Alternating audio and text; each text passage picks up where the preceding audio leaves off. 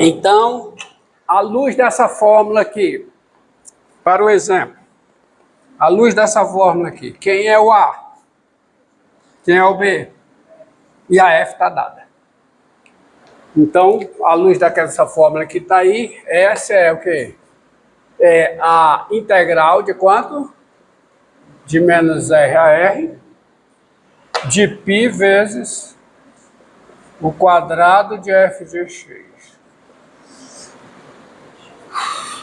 Isso é π vezes a integral de menos R a R, o quadrado de f de x está aqui, ó.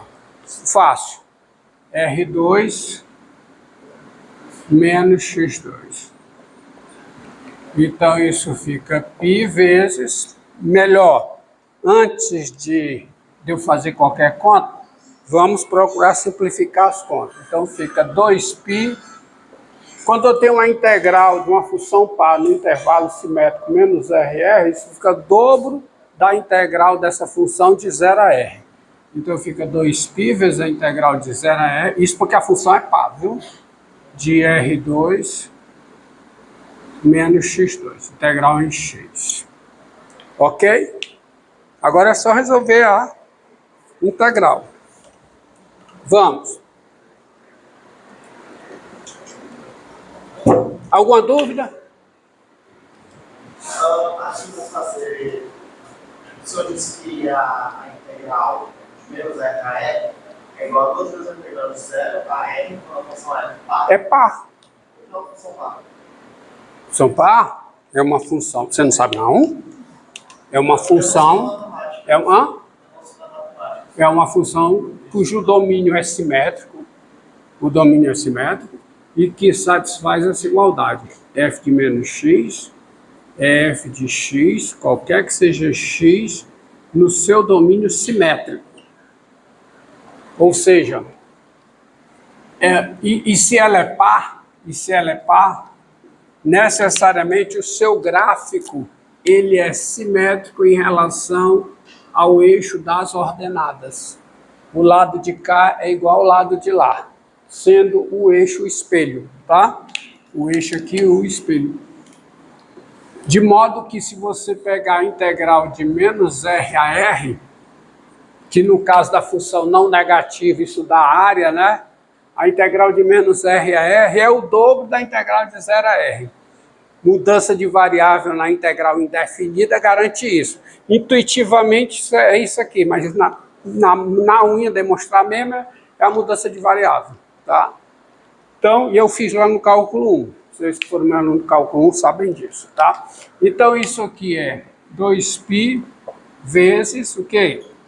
Integral dessa função. R2 é constante. Integral é em x. R2x menos o quê? x3 sobre 3.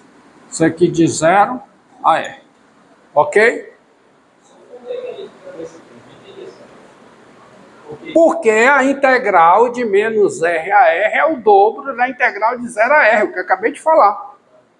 Tá? Acabei de falar isso, tá? Então fica 2π vezes o quê? Por que você faz isso? Porque no zero essa função é zero. Então você faz só uma conta, tá? Por isso que eu faço essa transformação. Então isso aqui fica R3 menos o quê? R3 sobre 3. Ok? Que dá igual, deixa eu apagar isso aqui. Já teve o seu propósito. Tá? Então dá 2π, coloco o R3 em evidência, fica quanto? 1 menos 1/3. Que dá o quê? 2π R3 vezes quanto? 2/3. Então, isso dá o quê? 4/3. 4/3 de π R3. Unidade de volume. Que é a fórmula que você tem. Essa fórmula, ela é obtida lá no ensino médio, usando um princípio que é o mesmo princípio que está aqui. Que é o princípio de quê? Não, Princípio de Cavalieri. Princípio de Cavalieri. O que diz o princípio de Cavalieri? O princípio de Cavalieri diz o seguinte: se você conhece, sabe a geometria das seções transversais de um sólido relativa ao mesmo eixo, você conhece a geometria desse sólido. Não só a geometria, a topologia também. Se você conhece a topologia é forma. Se você sabe a topologia das seções transversais de um sólido relativo ao mesmo eixo, você sabe a forma, a topologia do sólido. Isso tem aplicação prática, ressonância magnética. Uma ressonância magnética, quando se tem... O que é que o médico recebe numa ressonância magnética? Ela recebe imagens das seções transversais do seu corpo, ou de um órgão do seu corpo. Sua cabeça, por exemplo. Então, pelas informações das seções transversais, um médico treinado, ele reconstrói mentalmente o sólido que é o órgão ou a parte do seu corpo. Tá? As seções transversais. E é exatamente o que está aqui. E é esse princípio que é utilizado, porque se esse princípio diz o seguinte, o que é a tradução dele? Eu tenho dois sólidos. Os dois sólidos possuem, relativo a um eixo fixo, as mesmas seções transversais. Não as mesmas seções transversais. As seções transversais dos dois sólidos relativos ao mesmo eixo têm a mesma área. Se as seções transversais relativas têm a mesma área, os dois sólidos têm o mesmo volume. É esse princípio que se usa lá para encontrar o volume da esfera, lá no ensino médio. Mas é isso que está aqui. Por quê? Vou colocar o sólido S. O sólido S geral, explicado no início da aula. Está aqui o intervalo AB. Intervalo AB, o F de A, o F de B. Está aqui a função F. Aí eu rotaciono a região ômega, obtenho o meu sólido de revolução. S. Agora faça o seguinte. Para cada x ao longo do intervalo fechado AB, para cada x dentro do intervalo fechado AB, você tem o quê? Esse palito. Quando você rotaciona esse palito, o que é que você obtém? Você obtém uma seção transversal do sólido S relativa a esse eixo. Só que essa seção transversal é o quê? É um disco. E qual é o raio desse disco? F de x. Esse disco, ou seja, cada seção transversal, para cada x você tem a correspondente seção transversal desse sólido, que é um disco cujo raio é F de x. Quem é a área desse disco? Π vezes F de x ao quadrado. Então, olha o que é que você está integrando aqui. A área da seção transversal. Isso é o princípio de Cavalieri. O conhecimento da geometria da seção transversal te dá a geometria do sólido. Porque o volume do sólido é a integral da área da seção transversal. Aí, o primeiro teorema fundamental do cálculo dá a seguinte máxima em matemática. A derivada do volume é uma área. Porque a integral de AX da área da seção transversal dá o volume até o x, que seria a integral de A a x de π vezes f de u ao quadrado integral em u. Isso dá a área até quê? Até aqui. Até aqui. Mas quando você deriva isso aqui, o que é que dá? Dá a função integrando no limite superior, que é a área. Por isso que se diz que a derivada de um volume é uma área. A derivada de uma área é um comprimento. Estamos entendidos?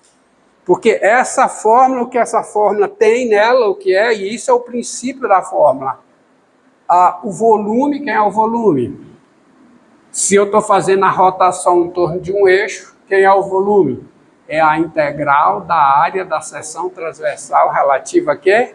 A esse eixo. Princípio de Cavalieri. Exatamente o que está aí. Tá? Vamos a mais um exemplo.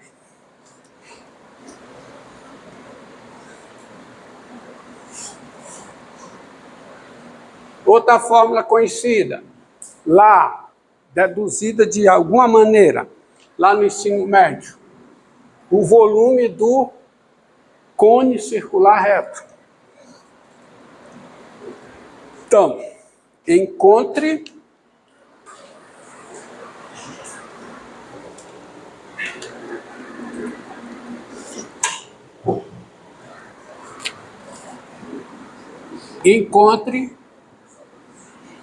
o volume do cone circular reto de altura H e raio, claro que quando eu digo raio, é raio da base, tá? Parênteses que é desnecessário. E raio da base, R. Então, vamos deduzir aí a fórmula. Solução. A partir da definição, né? Solução. Agora tem a definição. Então, observe, ó. Como é que é o cone circular reto? Ele tem o quê? Uma altura H, um raio R, tá aqui, ó. E ele é a rotação, o cone circular reto de altura H e raio, é a rotação dessa regiãozinha aqui. Correto? Só que essa região é a região no intervalo 0H, limitada pelo eixo das abscissas e pelo gráfico, por esse gráfico aqui, que é o gráfico de que função?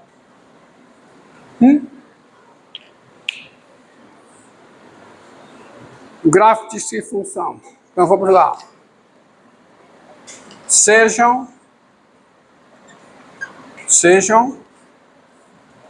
f de x, f de r em r, vou colocar assim, seja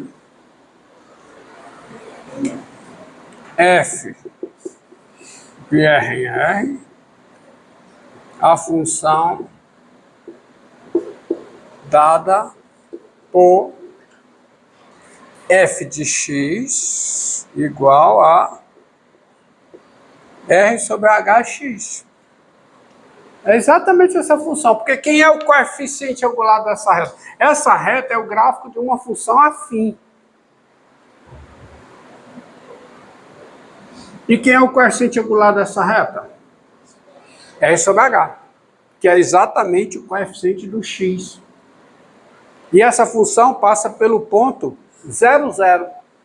Essa função afim. Então, o seu gráfico é isso aqui, ó. R sobre HX, qualquer que seja x em R. Tá? Sejam ômega, tá? Ômega, quem vai ser ômega?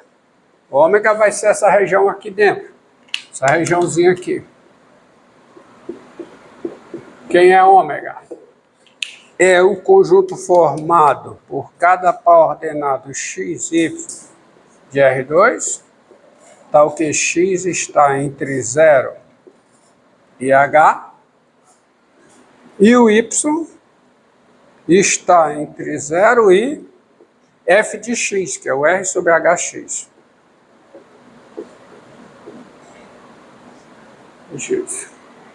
Tá certo? E S, o referido sólido. Referido no início do problema. O referido sólido. E S, o referido cone. Cone circular reto. Tá certo? Então, tem-se, diante do exposto, quem é o volume de S? Vamos ver.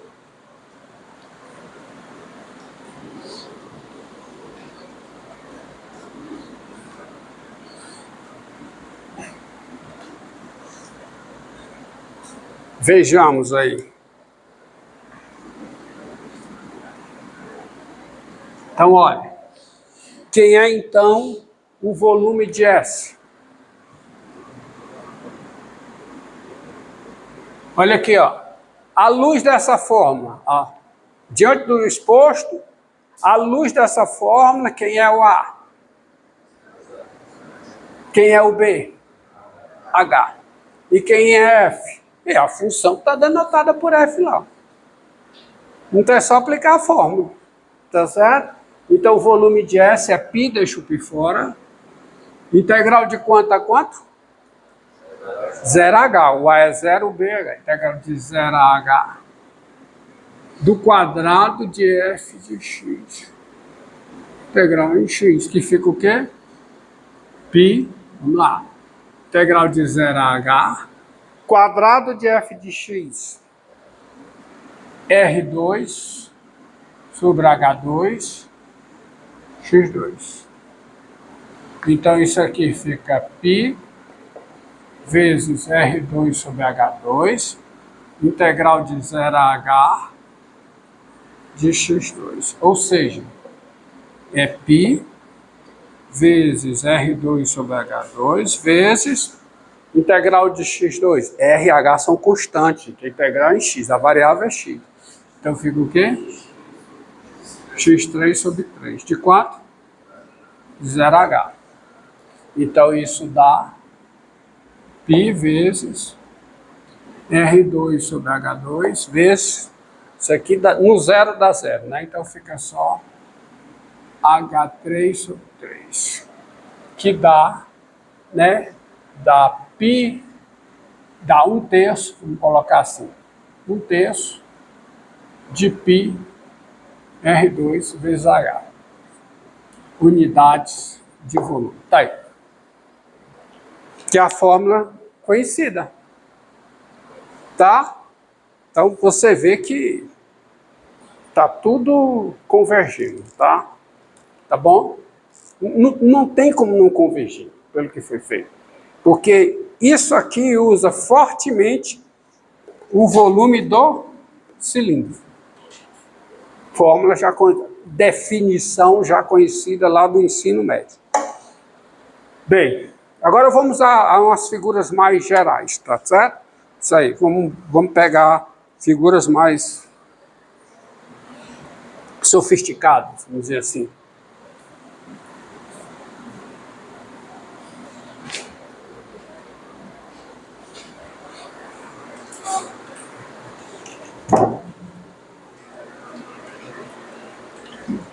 Vou apagar aqui.